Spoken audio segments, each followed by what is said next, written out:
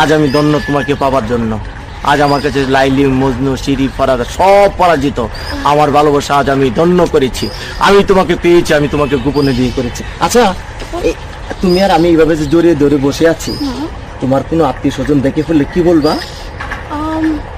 আমার কেউ আত্মীয় স্বজন দেখে বলবে, বলবো তুমি আমাদের বাসায় চাকর। কি?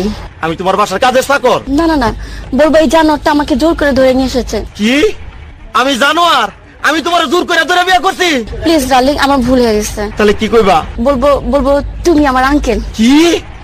সি সি সি, আমি তোমার আঙ্কেল? ও আল্লাহ রে, কি কইনি আমি? কারে গোপনে বিয়ে করলাম? আমি বলে ওর আঙ্কেল? আমার ভুল হয়ে গেছে। বলবো তুমি আমার মামা। কি মামা? নাউজুবিল্লাহ, আস্তাগফিরুল্লাহ, তওবা তওবা তওবা। আগের তাই তো ভালো ছিল। আল্লাহ রে, এর মানে আমার বাপ তোমার ভাই, আমি তোমার বাগনারে তুমি বিয়ে করছো? বলবো এই গোলামের পুত্র আমি চিনি না। কি? আমি গোলামের পুত? আল্লাহ রে, আমি বলে গোলামের পুত?